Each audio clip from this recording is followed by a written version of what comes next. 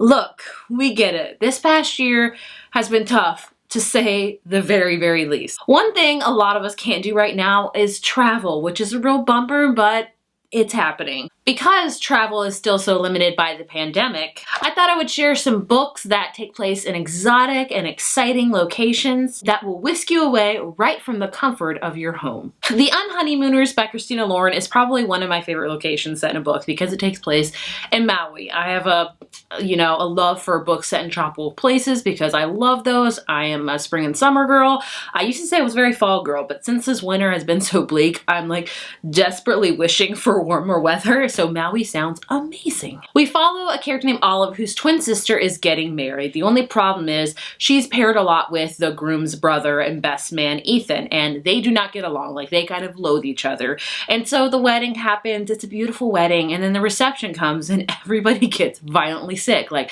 some violent food poisoning. The only people that don't get sick are Olive and Ethan because they didn't eat. So the bride and groom can't go on their own honeymoon. So Olive and Ethan go in their place for like a free honeymoon to Maui. The only catch is, obviously, they have to pretend that they are engaged when they really don't like each other. It is a book that's just going to make you want to sit out on the beach with a cocktail in hand. It was an amazing book, but since we can't do that, we can just go out in our backyard, hope for warmer weather, and do the same thing. At least that's what I plan to do.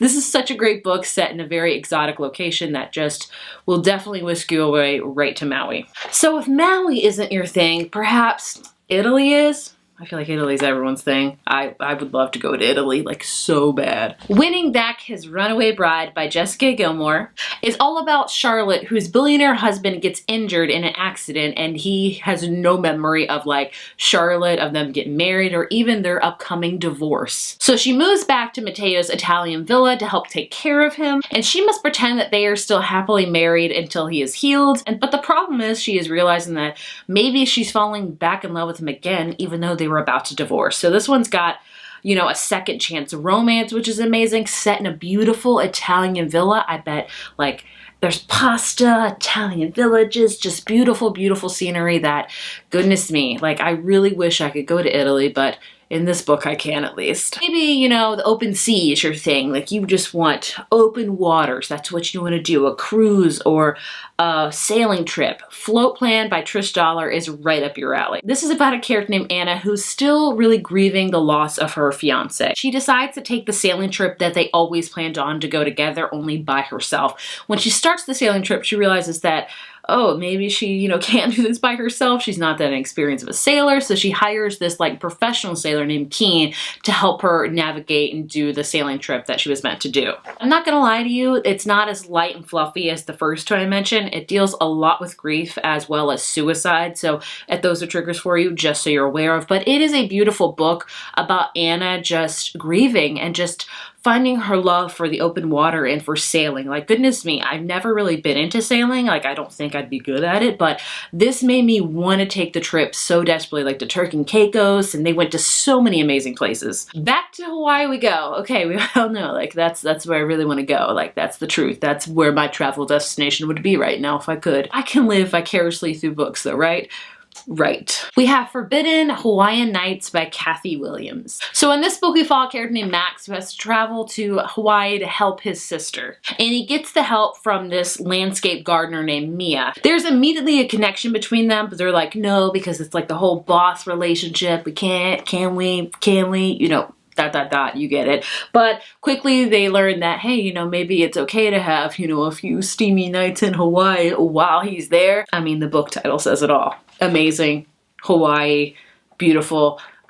What more verbs and adjectives am I gonna come up with that desperately sounds like I really want to go to this location of the book? Like, please, yes, take me there now, please. Paris is Always a Good Idea by Jen McKelly is a perfect travel read because not only do you get to go to one place, you get to go to like 3 amazing places in this book. This book we follow Chelsea, who is still grieving over the loss of her mother from a few years ago.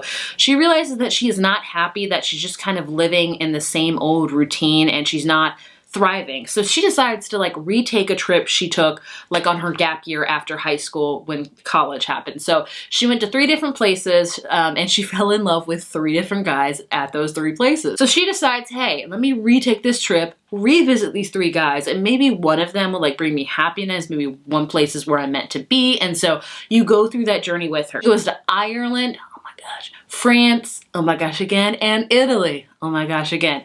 And she meets up with the 3 guys again, and she's hoping that maybe one of them will be her true love. And it's such a fun and amazing book. This one, yet again, does deal with grief, but I would say it's a lot lighter than Float Plan.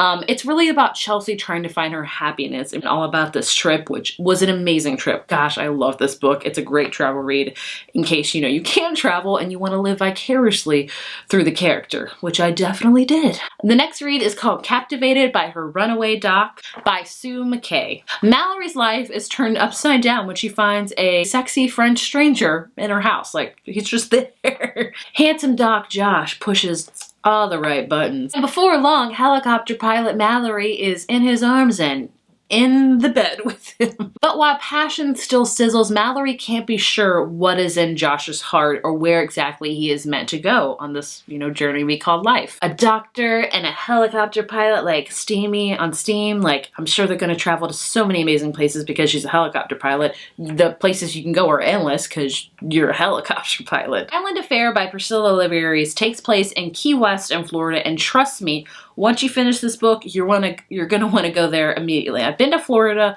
a number of times, but I've never been to the Key West, and like I need to go. Like this one just makes me want to visit the Florida Keys desperately. We follow Sarah as she travels to Key West for her family vacation, and her boyfriend was supposed to accompany her, but he ends up ditching her. She meets this guy named Luis who is a native of the Florida Keys, and he offers like, hey, I'll help you. I'll be like your fake boyfriend, fiance, for a while. And of course, you can guess what happens. Fake feelings become into real ones. And it's just like, gosh, seeing in this, the family aspect, the sightseeing that you do, like goodness me, it makes me want to go to the Florida Keys so bad. So even though traveling is not an option for a lot of us, we can travel to all of these places on our own, on our very own couch. To beautiful Maui, to Italy, back to Hawaii, and more like I just have a Hawaii thing, I guess you could say. Ireland, I would really like to go to Ireland as well. I would like to go anywhere. At this point, I think a lot of us can attest to that. I would love to know, what are some of your favorite books set in exotic and exciting locations? Do you prefer, the colder ones, like a lot of people prefer mountains over the beach? I would love to hear which one you consider like an exotic location that makes you really want to go to it. If you like this video, be sure to give it a thumbs up and be sure to subscribe. You will find a number of videos all about romance and reading. Two of my favorite things, combine them together, it's meant to be. So don't miss out and hit subscribe. I will see you guys very soon. Hopefully we can all be traveling soon one day. Bye.